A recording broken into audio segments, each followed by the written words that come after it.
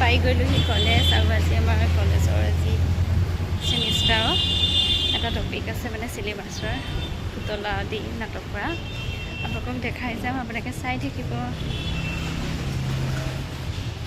এয়া কলেজ পাই গ'লোহি, এয়া কলেজৰ গেটটো আৰু এইটোৱে হৈছে আমাৰ কলেজৰ ভিতৰৰ ভাগ আপোনালোকক অকণমান দেখাই দিছোঁ।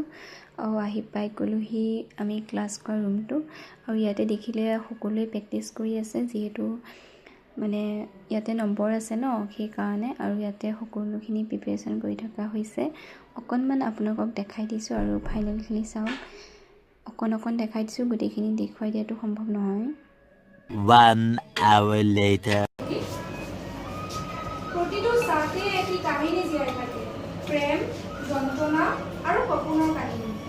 মানুহ যেতিয়া নীৰৱ হৈ পৰে, চাহবোৰ কথা ক'বলৈ আৰম্ভ কৰে।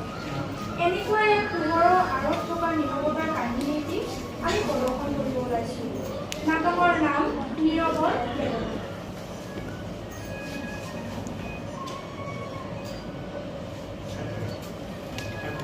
প্ৰতিদিনৰ দৰে সকলোৰে আগতেই ঋতিকাই অফিচত আহে। একেই কাম, কিন্তু লাহে লাহে তাইৰ বিৰক্তি যেন বাঢ়ি আহিছে। ঋতিকাই অফিচৰ হেড অৰ্থাৎ মিষ্টাৰ শৰ্মাৰ ৰুমত প্ৰৱেশ কৰে ফাইল এটা লৈ পেলাই। গুড মৰ্ণিং ছাৰ, এয়া কালিৰ ৰিপৰ্টটো সম্পূৰ্ণ হৈছে, অনুভৱ কৰি চাওক। মিছ ঋতিকা, আকৌ বল।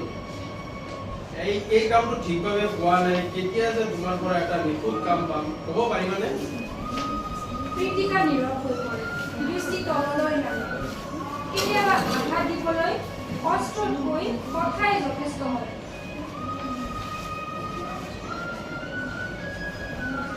ঋতিকা, তুমি সদায় সেইদৰে ইমান শ্ল'। আনসকলে বহু আগবাঢ়িছে, তুমি তোমাৰ কামত একেবাৰে মন নিদিয়া ন? ছাৰ, মই চেষ্টা কৰিছোঁ। কালি ৰাতিও এই কামটো সম্পূৰ্ণ কৰিবলৈ বহুত দেৰি হৈ গৈছিল। বাহ, তোমালোক কেতিয়াও সলনি নহ'বা। এই কাম তোমালোকৰ দ্বাৰা মানুহৰ বাবে নহয়। ঋতিকা নিস্তব্ধভাৱে ৰ'ল। প্ৰতিদিনে একেই কথা, একেই মানসিক নিৰ্যাতন, কৰ্মক্ষেত্ৰত পাই অহা এই মানসিক যন্ত্ৰণাই তাক দিনে দিনে ভাঙিব ধৰিছে।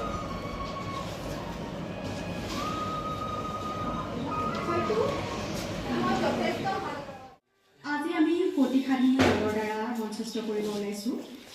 আজি আমাৰ নাম দুৰ্নীতিৰ ৰংগমঞ্চ। আজি আমাৰ নাটৰ মূল চৰিত্ৰসমূহ হৈছে ৰীতা, এগৰাকী সৎ আৰু পৰিশ্ৰমী ছাত্ৰী; শ্ৰীজিত শৰ্মা, দুৰ্নীতিগ্ৰস্ত বিদ্যালয়ৰ অধ্যক্ষ; ৰশ্মি, এজনী ধনী ছাত্ৰী, অসাৱধান কিন্তু প্ৰভাৱশালী; মীনা, সততাত বিশ্বাসী এগৰাকী আন্তৰিক শিক্ষয়িত্ৰী। আহকচোন আমাৰ নাটৰ মাজলৈ আগবাঢ়ি যাম। দৃশ্য ১, বিদ্যালয় কাৰ্যালয়।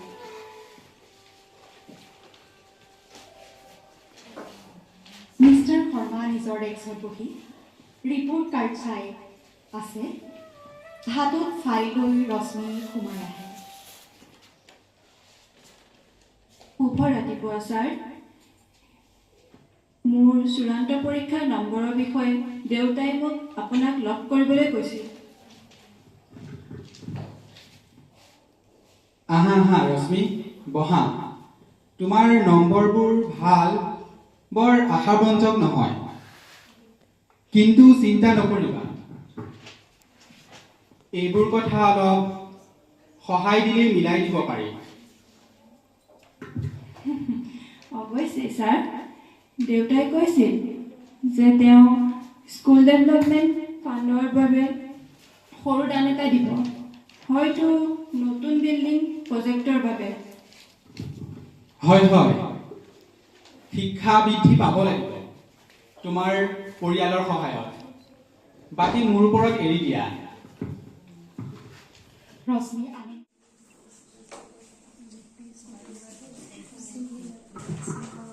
দৃশ্য ১, ঘৰত ৰবিয়ে মোবাইলত গেম খেলি আছে।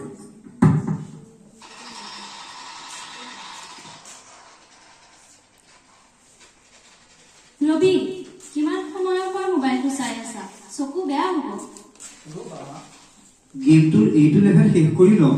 মিঠুৱে অনলাইনত মোক নতুন ফ্ৰী গেমিঙৰ লিংক এটা দিছে।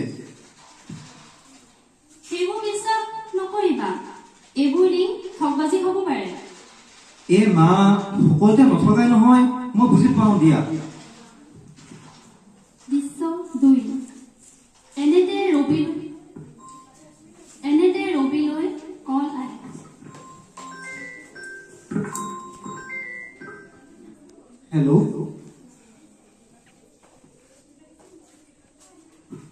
হেল্ল', আপুনি গেম খেলে নেকি? মই আপোনাক প্ৰি ডায়মণ্ড লেভেল দিব পাৰোঁ। আপুনি মাত্ৰ এখন ফৰ্ম ফিল আপ কৰক। বাহ, সঁচাইনে? মই এতিয়াই ফিল কৰোঁ। এনেতে ৰবিয়ে নিজৰ personal detail, phone number, Gmail ID দি ইনফৰমেশ্যন আপলোড কৰি দিয়ে। ৰবি, ধন্যবাদ। আৰু নেক্সট টাইমৰ পৰা কেতিয়াও অনলাইনত নিজৰ ব্যক্তিগত তথ্য নিদিবা। বন্ধুসকল, অনলাইনত সদায় সাৱধান থাকিব। অচিনাকি কণ্টেক্টৰ পৰা অহা যিকোনো ধৰণৰ ভুৱা লিংক, উপহাৰ, অফাৰ ইত্যাদি প্ৰলোভন দি পঠিওৱা লিংক, মেছেজ, ফোন কল, জিমেইলত ৰেছপন্স বা ৰিপ্লাই দিয়াৰ পৰা বিৰত থাকক। সাৱধান হওক, সুৰক্ষিত থাকক।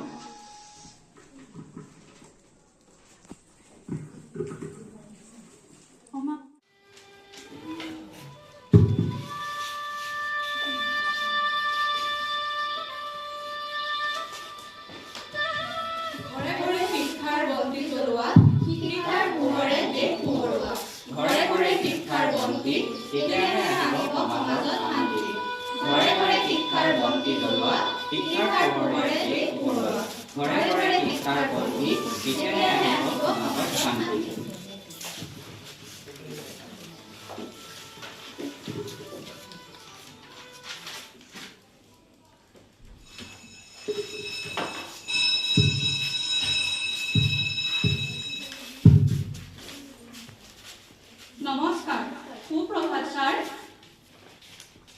নমস্কাৰ, তোমালোককো সুপ্ৰভাত জনাইছোঁ। বাৰু কোৱাচোন, সদায় যে আমি বিদ্যালয়লৈ আহি আছোঁ, কিয় আহি আছোঁ বাৰু তোমালোকে জানানে? ছাৰ, সকলোৱে পঢ়িবৰ কাৰণে আহিছোঁ। অঁ, ঠিক কৈছা। আমি পঢ়ি জ্ঞান অৰ্জন কৰিবলৈ আহিছোঁ। এই দেশৰ প্ৰতিটো শিশু, মানুহ সকলোৰে বহুত সপোন আছে, আৰু এই সপোনৰ নামেই হ'ল শিক্ষা।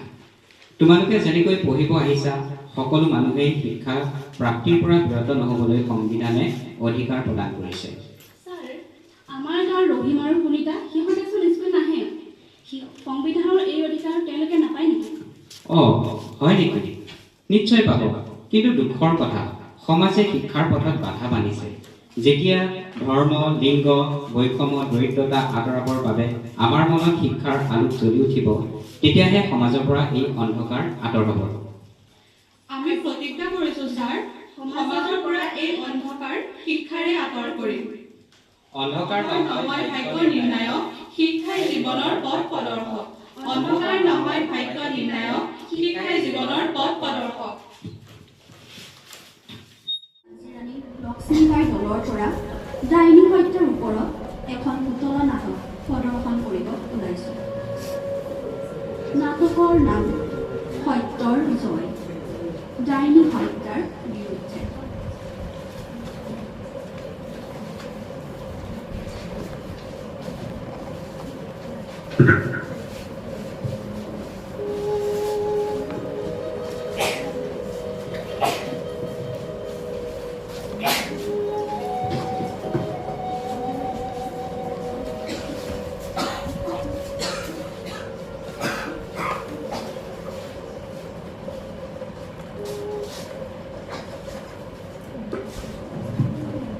এই ডাইনীয়ে আমাৰ গাঁৱৰ অমংগল কৰিছে। ইয়াৰ বাবে আমাৰ পথাৰবোৰ শুকাই গৈছে, আমাৰ ল'ৰা ছোৱালী বেমাৰত পৰিছে। এই শাস্তি দিব লাগিব। ডাইনীক হত্যা কৰক, ডাইনীক হত্যা কৰক। অ' গোসাঁই, মোৰ মা ডাইনী নহয়, এয়া আপোনালোকৰ ভুল ধাৰণা। আগৰাইদে এই ডাইনীৰ যি ডাইনীৰ ফালেই হ'ব।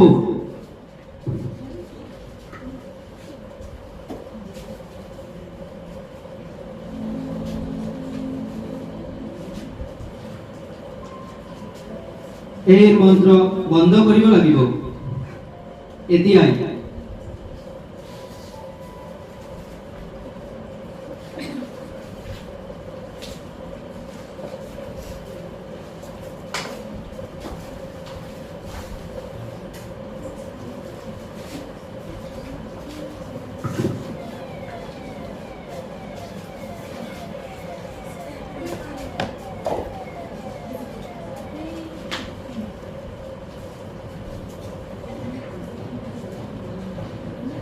ইন্সপেক্টৰ বাইদেউ, মোৰ মাক গাঁৱৰ মানুহে ডাইনী বুলি মাৰি পেলালে।